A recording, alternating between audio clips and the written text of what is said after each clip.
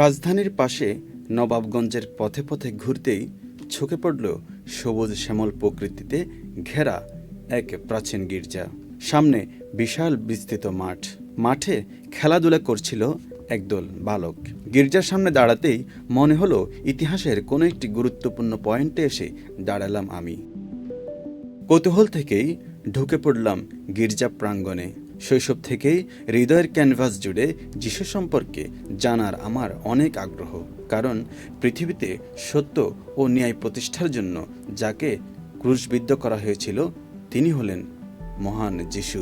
গির্জার এক পাশে রয়েছে যিশুর একটি প্রতিকৃতি আর তিনজন পূজার্থীর প্রতিকৃতি। অপরদিকে গির্জার সামনেই রয়েছে মা মরিয়মের প্রতিকৃতি। মা মরিয়মের ডান হাতে জপমালা আর বাম হাতে শৈশবের যিশু, আর মাঝখানে একটি গোয়াল ঘর যেখানে জন্মেছিলেন মহান যিশু।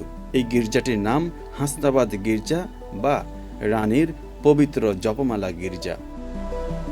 যেদিন আমি গিয়েছিলাম সেদিন প্রার্থনার সময় ছিল না, তবুও একদল দর্শনার্থীর জন্য গির্জার ভেতরটা দেখার সুযোগ হলো। গির্জার ভেতরটা শুনশান নীরব। সমবেত পূজার্থীরা গাইছিলেন যিশুর উদ্দেশ্যে ভক্তিমূলক একটি প্রার্থনা সঙ্গীত।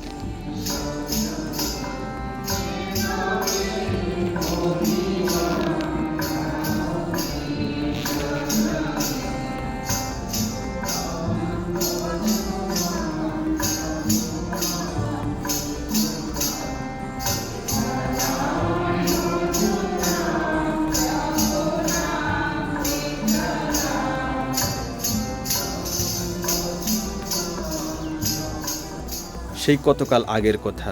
ব্যবসা বাণিজ্যের সূত্র ধরে 15 শতক থেকে বাংলায় আগমন শুরু হয়েছিল পর্তুগিজদের। পর্তুগিজরা কেবল বাণিজ্যই করেনি, বাণিজ্যের পাশাপাশি খ্রিস্ট ধর্ম প্রচারে ব্যাপক ভূমিকা রেখেছিলেন তারা, যার প্রমাণ বাংলাদেশের গ্রামে গঞ্জে ছড়িয়ে পড়া অনেকগুলো গির্জা। তেমনি বাংলার একটি প্রাচীন গির্জা এটি।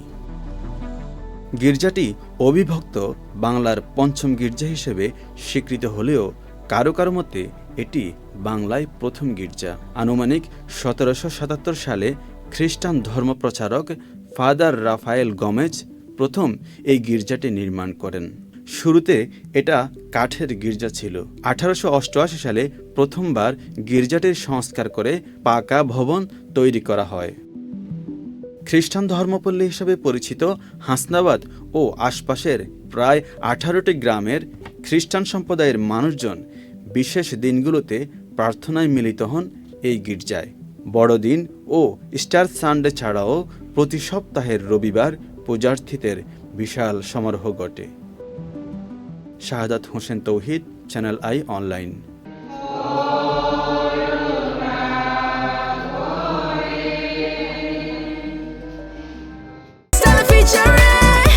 Next level, well done, side by side, free.